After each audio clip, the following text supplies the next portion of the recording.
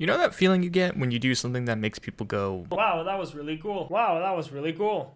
There's a really great sense of satisfaction and reward you get from that, and often it makes you strive to do it again. Games are a medium that really lends itself well to chasing that feeling, given that oftentimes you play a character that can do something you can't, and can allow you to put yourself in their shoes and really feel like them. Sometimes it's by making the character a blank slate to project yourself onto, other times it's a character that you might really relate to, or even just allowing you to make a character of your own choosing.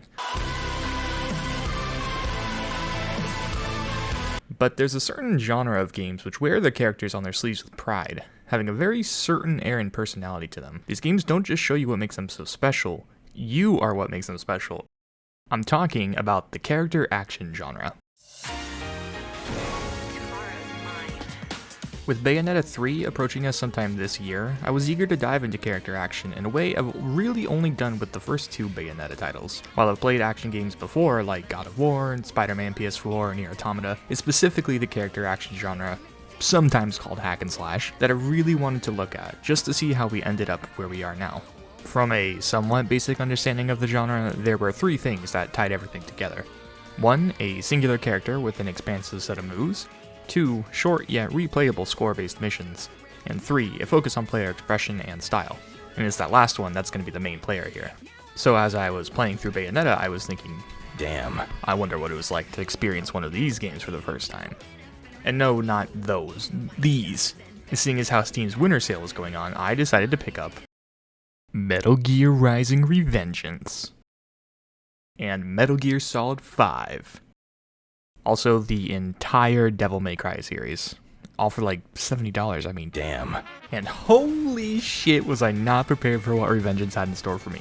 I was familiar with how these types of games generally function, but never before was I given the freedom to just murder guys. The amount of tools this game gives you to really style on your enemies, all while slicing them into literally hundreds of little bits, is insane. Not to mention how perfect the difficulty is on a first time playthrough, the music, the bosses, etc. If you've never heard of Revengeance, do yourself a favor and pick it up. Thanks to that one meme, it's getting some traction in the Twitter eye again, and you owe it to yourself to play it.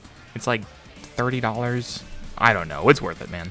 But Zach, man, I hear your stinky little face say, I thought this was about Devil May Cry. Yeah, well hey, shut it, okay? I'm getting there, I'm setting the stage.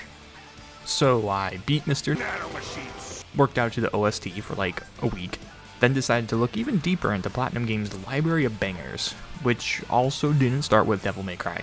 Pretty sure that was like Mad World or something. Instead, we're going to be looking at a team of little devils and a couple of hot boys named Hideki Kamiya and Shinji Mikami. After the Capcom guys were hitting it out of the park with the Resident Evil series, Shinji Mikami comes up to Kamiya and says, hey, that Resident Evil game you directed did pretty well. How's about you make another one? And Kamiya goes, dude, here's the deal. Sure, fuck it. Sure, why not? Fuck it, sure, of course. Sure. And so the man sets out to make a new, fresh take on the Resident Evil series, complete with an action focus, a mysterious man, and superhuman abilities thanks to biotech. The shift in tone actually warranted the removal of the then standard fixed camera angles, as they wanted a more character-focused experience. As such, they went in favor of a more dynamic camera system. While you may be thinking, this doesn't actually sound a lot like the Resident Evil I know, this is actually what Mikami was thinking as well, and decided that Kamiya and his team should break off from the RE4 project and turn it into something original. So that's exactly what he did, using the Divine Comedy as a loose basis for the world and characters. The man once known as Tony Redgrave would then be simply known as Dante. Let's rock, baby.